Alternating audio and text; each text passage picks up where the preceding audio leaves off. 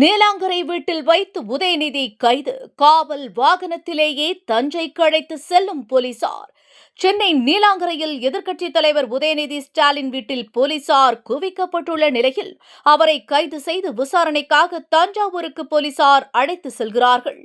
நாளை பட்ஜெட் கூட்டத்தொடர் நடைபெறும் நிலையில் எதிர்க்கட்சித் தலைவர் உதயநிதியை முடக்க தாவேக அரசு திட்டமிட்டுள்ளதாக திமுக குற்றம் சாட்டியிருந்த நிலையில் தற்பொழுது அவரை வீட்டில் வைத்து கைது செய்து விசாரணைக்காக தஞ்சாவூருக்கு அழைத்து செல்வதால் பரபரப்பு எழுந்திருக்கிறது. சென்னை நீலாங்கரை இல்லத்தில் இன்று காலையில் எதிர்க்கட்சித் தலைவர் உதயநிதி ஸ்டாலினை தஞ்சாவூர் கிழக்கு போலீசார் கைது செய்தனர். வீட்டிற்குள் போலீசார் சென்ற நிலையில் அவருடைய கைதுக்கு திமுக முன்னாள் அமைச்சர்கள், திமுக வழக்கறிஞர்கள் கடுமையாக எதிர்ப்பு தெரிவித்தனர்.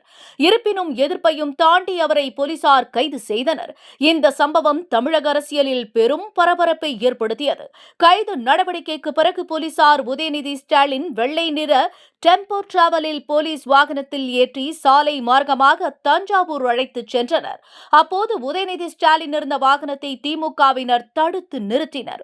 வாகனத்தின் முன்பு படுத்தும் தடையை ஏற்படுத்தினர். இதனால் போலீசார் அவர்களை குண்டுக்கட்டாக அப்புறப்படுத்தி உதயநிதியை அங்கிருந்து அழைத்துச் சென்றனர். ஆனாலும் போலீஸ் வாகனத்தின் முன்பும் பின்பும் திமுகவினர் பேரணி போல சென்றனர்.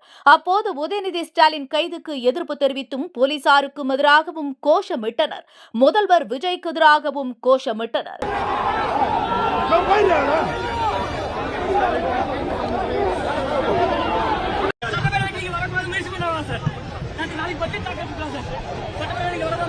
சரி, அங்க வந்து கேட்டா மட்டும் பதில் சொல்ல போறாங்களா?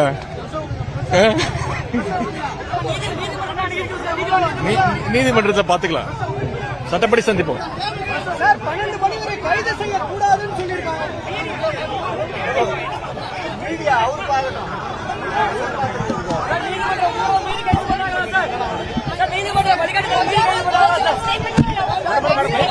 Sorry.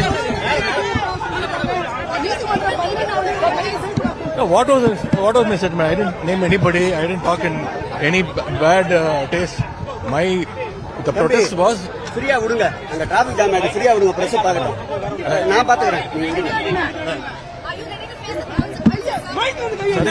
Yeah, I'm ready to face the consequences. I'm not afraid of all these arrests and all. We are ready to face the consequences. I don't think they have so much brain. These people are just a bunch of idiots.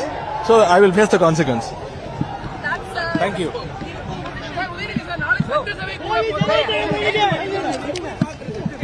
இல்ல, சட்டசபையில மட்டும் கேள்வி கேட்டாங்க, என்ன பதில் சொல்ல போறாங்களா?